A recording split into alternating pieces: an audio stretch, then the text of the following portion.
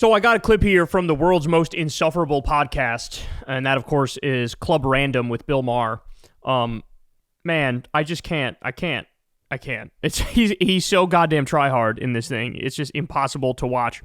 But this clip is wild because, as you all remember, he had dinner with Trump not that long ago, and he sort of made a big deal about like how brave he is for doing that and how crazy all the people are who are like criticizing him for doing that, man.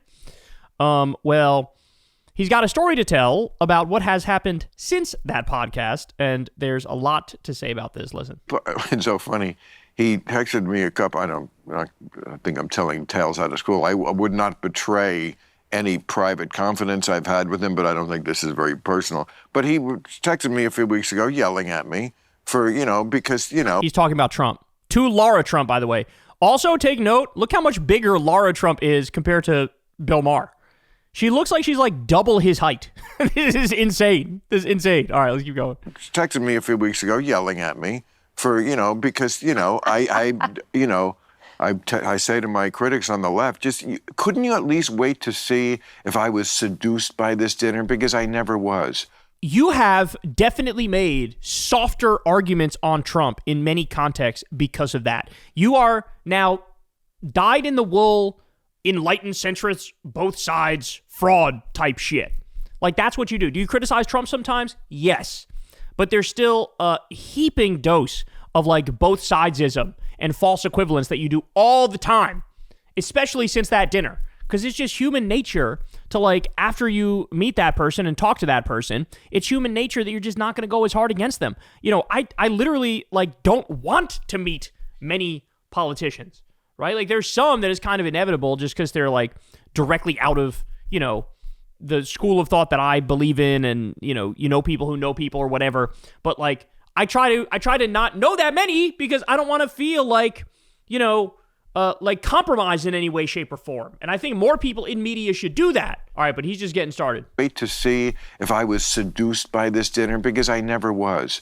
I went right back to doing my job, which is calling him out on the stuff where I think he is very wrong, and there's a long list of it. A lot of it is not basically the idea of addressing a problem, which I think he very often has good instincts to address this. It's how he's doing it. We can talk about that or not if you want. But and so I never stopped with that. So he's yelling at me about how, he said, I guess you forgot our dinner, and you've been captured by the lunatic left. And I wrote back, always respectfully, how could I forget about our dinner? The people who hate me for it never let me forget it. I'm sure they One didn't. fucking day. Yeah, I'm sure. Okay, so I could not have forgotten about it. But you know what? I'm not going to stop doing my job. And he gets it. At least from me, he does. No, I think so. It did not end. There was a bit of an exchange. It did not end nasty or I'm cutting you off. And the difference is, since that dinner, not one public thing there. You're literally doing the thing that he wanted you to do every day. This is the thing.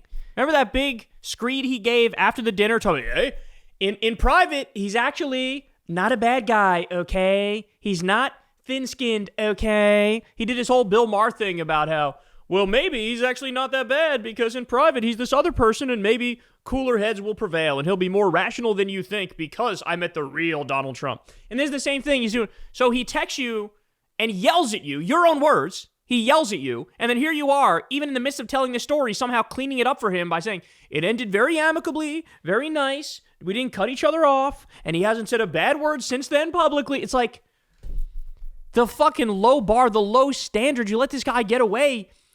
Guys, it is insane to think about the world's most powerful man, Donald Trump, in the midst of doing mass deportations, sending people to concentration camps, bombing Venezuelan fishing boats, dealing with inflation, dealing with unemployment, dealing with healthcare, dealing with the government shutdown, dealing with all of these things that's on his plate. And what's he doing?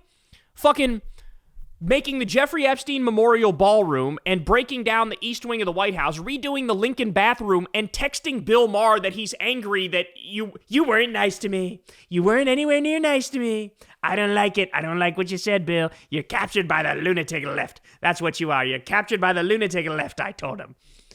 That's insane. That is insane. that we have these like petty, insecure people who have so much power. Like, bro, I am a fucking asshole YouTuber. I mean, I can't think of, have I ever angry fucking texted somebody, be like, you said this thing about me, I'm not okay with that. I mean, maybe in like, maybe 2015, 16, 17, I guess. It's possible. I don't think I did, but it's possible. But like, I haven't done it. If I have done it, which I don't think I did, it's been fucking forever. And like, because that's below me, and I'm a fucking YouTuber. He's the world's most powerful man yelling at Bill Maher because he wasn't nice to him on HBO. Like, what the fuck? What the fuck? I can't, man. I can't deal. You got to get rid of him. 25th Amendment, he's got to go. Impeachment, he's got to go. Something. He's got to go, man. He's got to step down. It's just too, between the physical deterioration, the mental deterioration, the fact that his heart's not in this shit. In a sense, it's better that his heart's not in it, but it's really not, because you also have Stephen Miller. He's one of the shadow presidents. You have Russ Vought. He's one of the shadow presidents. You have Marco Rubio. He's one of the shadow presidents. So what we have is, a fascist and a warmonger and an anarcho-capitalist who are the real presidents. And they're doing tremendous, tremendous damage day by day. That's what's happening. So, wow. And this is just an incredible story. It's just so incredible. Bill Maher saying that Trump texted him to yell at him because he wasn't nice to him. In the midst of all the stuff going on in the country, that's what Trump has time to do.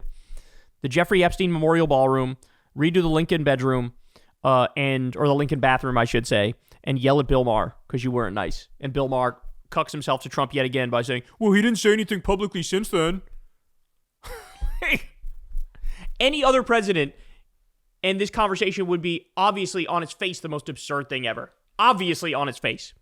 But he somehow just keeps, the bar goes lower, he keeps getting away with it. He somehow keeps getting away with it. Just so disturbing. All right, guys. That's the show, y'all. I love y'all very much. Thank you, as always, for watching. Of course, you can subscribe to the channel. It helps out big time. It costs you nothing. Happy Thanksgiving, everybody out there. Maybe you're watching this while enjoying some Thanksgiving food. Lucky you. You can also support the show on Patreon. That link is below. You can support Crystal Kyle and Friends on Substack. That link is below as well. And, of course, go subscribe to Corin's World. And I will see you soon. Everybody have a great, great rest of your day. Peace. Hey, y'all, do me a favor and like and subscribe. It helps out big time in the algorithm. Click the bell as well for notifications when videos drop. And watch that video on screen right now. You know you want to.